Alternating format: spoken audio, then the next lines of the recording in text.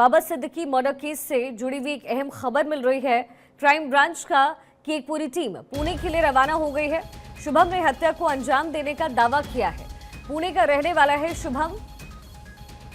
बाबा Siddiqui murder case से जुड़ी हुई अहम जानकारी, क्राइम ब्रांच की एक पूरी टीम इस समय पुणे के लिए रवाना हो गई है।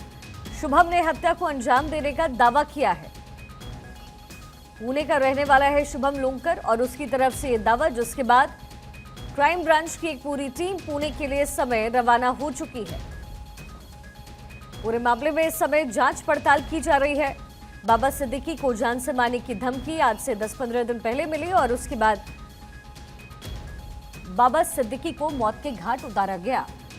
क्राइम ब्रांच की टीम इस पूरे मामले की तह में जाने की कोशिश कर रही है और इसी बीच शुभम नाम के एक शख्स ने इसे अंजाम देने का दावा किया है। इसी बीच एक और बड़ी खबर है। बाबा सिद्दीकी मर्डर केस में बड़ा खुलासा हुआ है। कैथल के गांव नरट का रहने वाला है शूटर गुरमेल। गुरमेल हत्या मामले में 2019 में जेल में बंद था। कैथल जेल में बिश्नोई की गुलगोद से मिला था गुरमेल। गुरमेल के माता पिता की मौत हो चुकी है। सूत्रों के हवाले से इन्फॉर्मेशन, गुरमेल लंबे समय से अपने घर नहीं रह रहा था। मेरे सहयोगी थानेश्वर शर्मा इस समय हमारे साथ कनेक्टेड हैं। थानेश्वर, क्या कुछ और अपडेट इसमें मिल रहा है, क्योंकि ये जो तार हैं वो आगे तक जुड़ते हुए नजर आ रहे हैं, हालांकि जांच पड़ताल इस समय हो रही है। देखिए, गुरमेल का अगर बचपन कहें तो बहुत ही ज्यादा कष्टपूर्ण था गुरमेल का, क्योंकि उसके घर में 24 घंटे कलेश रहता था। इसी कलेश के चलते उसके पिता ने एक दोस्तों के साथ पार्टी में जाकर सुसाइड कर लिया था। वहां पे उसने सल्फास की गोली खाकर सुसाइड करने का प्रयास किया, लेकिन जिस सब्जी में उसने सल्फास मिलाया था दोस्तों ने भी खा ली, तो इसलिए उसके दोस्त भी उसके साथ मर गए थे। कुछ समय बाद उसकी माता का विवाह जो है अपने उसके चाचा के साथ कर दिया गया था, लेकिन कुछ समय बाद उसके माँ ने भी सुसाइड कर लिया था। माँ बाप दोनों चूंकि सुसाइड करके मरे थे, तो इसका गुरमेल के दिमाग पर बहुत ज्यादा प्रभाव पड़ा था और गांव में छोटे मोटे अपराध करने लगा था। 2019 में कैथल में एक मंदिर के सामने अपने दोस्तों के साथ मिलकर उन्होंने एक सुनील नामक व्यक्ति की पीछे से चक्कू घोंटकर हत्या कर दी थी। सुनील पैर से अपाहिज भी था।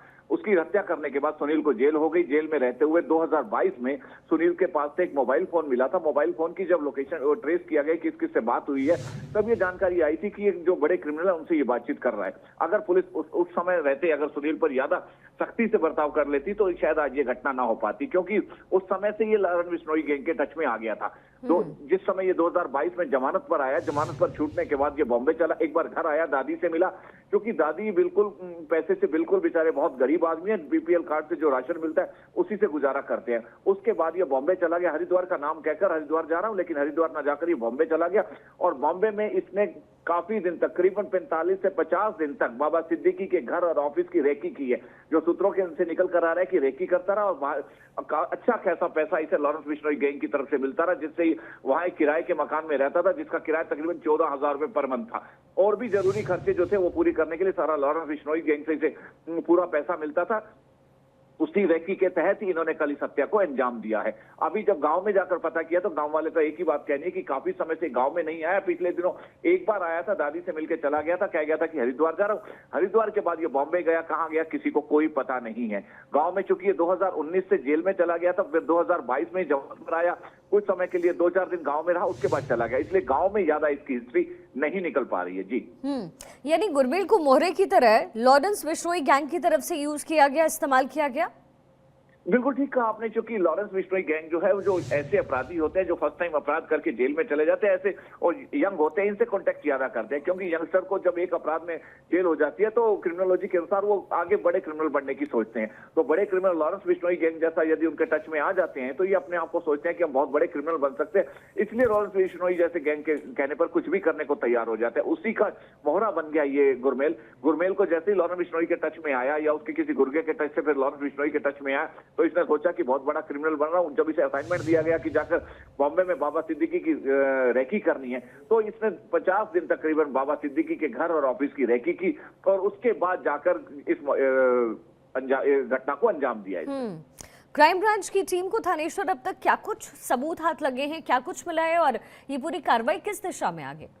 देखिए, क्राइम ब्रांच जो बॉम्बे कार्रवाई कर रही है, बॉम्बे क्राइम ब्रांच का हिसाब से कार्रवाई कर रही है, क्योंकि लॉरेंस बिश्नोई ने एक सोशल मीडिया पर ये एक्टिव पोस्ट करके बताया कि हमने इसकी हत्या की है। लेकिन जब हरियाणा क्राइम ब्रांच की टीम, चूंकि ये गुरमेल से तार जुड़ गए थे, कैथल आ गई, तो कैथल क्राइम ब्रांच जो है वो इसके बारे में जानकारी ले रही है। लेकिन कैथल से ज्यादा उसके गांव से कुछ निकल नहीं पा रहा है। दादी ने साफ शब्दों में कह दिया है कि हमारे लिए तो बहुत पहले ही मर चुका था, क्योंकि जिस दिन ये 2019 में हत्या करके जेल में हुआ था, उसी दिन ही हमने सोच लिया था कि हमारा पोता जो है मर चुका है, इसकी मां मर चुकी, बाप मर चुका, इसलिए हमारा इससे कोई लेना देना नहीं है। साफ शब्दों में उसने कहा कि लंबे समय से ये गांव में नहीं आया है। अब क्या कर रहा है, क्या नहीं कर रहा, कहां है, क्या नहीं है, हमें कुछ पता नहीं है। लेकिन क्राइम ब्रांच जो है कैथल वाले, वो इसके दोस्तों से कांटेक्ट कर रहे हैं। उस समय जो जो इसके साथ थे हत्या करने में 2019 में, उनसे कांटेक्ट कर रहे हैं। 2022 में जब ये जमानत पर आने से कुछ दिन पहले इसके पास से जो मोबाइल मिला था, वो जेल प्रशासन उस मोबाइल को निकाल रहा है कि उस मोबाइल के थ्रू किस किस से बात की गई थी, उसकी पूरी रेकी निकाली जा रही है। उस समय किस किस के कांटेक्ट में था ये, अब पूरी की पूरी इसकी कुंडली खंगाली जा रही है,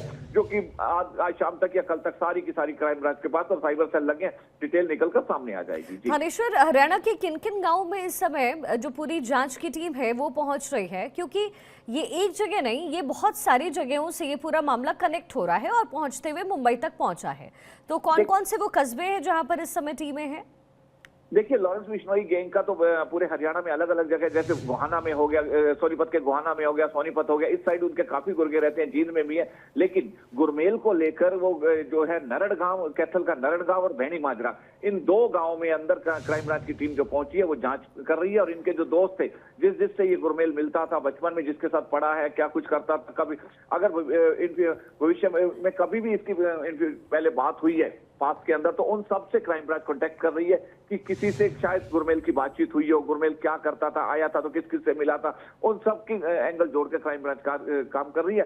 क्राइम ब्रांच ये भी देख रही है कि कहीं कैथल के कोई और युवा तो नहीं है जो गुरमेल के टच में हो, जो बड़े क्रिमिनल बनना चाहते हैं। क्योंकि आजकल का जो बच्चा है, कभी पढ़ता कम पढ़े लिखे होता है, तो वो इससे मोहरे जल्दी बनते हैं। तो ऐसे और युवा इसके लॉरेंस बिश्नोई गैंग के मोहरे ना बन सके, इसको रोकने के लिए भी क्राइम ब्रांच पूरी तरह एक्टिव हो गई है। पूरे हरियाणा में क्राइम ब्रांच के जो है, क्राइम ब्रांच और कह रहे सीआईए स्टाफ जो है पूरा का पूरा हरियाणा में एक्टिव हो गया, और जो जो ऐसे हैं उनको तलाश कर रहा है कि कहीं कोई और लॉरेंस बिश्नोई के हत्थे ऐसे चढ़ के गुर्गे कोई और बड़ी घटना को अंजाम ना दे। थानेश्वर बने रहिएगा हमारे साथ। तो देखिए, बड़ा अपडेट थानेश्वर भी आप तक पहुंचा रहे हैं बाबा सिद्दीकी मौर्य केस पे।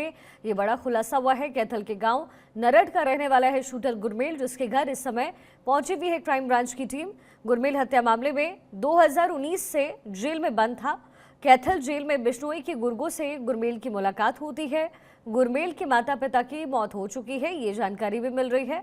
गुरमेल लंबे समय से अपने घर पर नहीं रह रहा था, ये सूत्रों के हवाले से बड़ी इंफॉर्मेशन मिल रही है। थानेश्वर लगातार हमारे साथ कनेक्टेड हैं। थानेश्वर, अब ये पूरी जांच किस दिशा में आगे बढ़ेगी? क्योंकि जल्दी इसके तह तक पहुंचना जरूरी है, क्योंकि बिश्नोई गैंग की तरफ से जो पोस्ट है, अगर ये उन्हीं का है तो इसमें सलमान खान के नाम का भी जिक्र है, और ये वाकई चिंता का विषय है।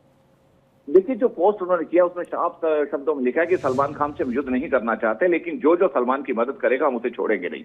इसी को लेकर क्राइम ब्रांच आगे जो कार्रवाई कर रही है वो देख रही है कि सलमान खान के टच में और कौन कौन थे। अगर मैं कहूं तो महाराष्ट्र के जो जो लोग सलमान खान के टच में थे उन सबकी सुरक्षा बढ़ा दी गई है, और खासतौर पर महाराष्ट्र के मुख्यमंत्री की सुरक्षा भी बढ़ा दी गई है। और भी कई एंगल से क्राइम ब्रांच जांच कर रही है। क्राइम ब्रांच ने पूरे हरियाणा में एक्टिव कर दिया है, क्योंकि हरियाणा और पंजाब में लॉरेंस बिश्नोई गैंग के गुर्गे बहुत ज्यादा है। तो हरियाणा से कहीं तार जोड़े, जो कैथल का तो तार जुड़ ही गया सीधा सीधा गुरमेल के थ्रू।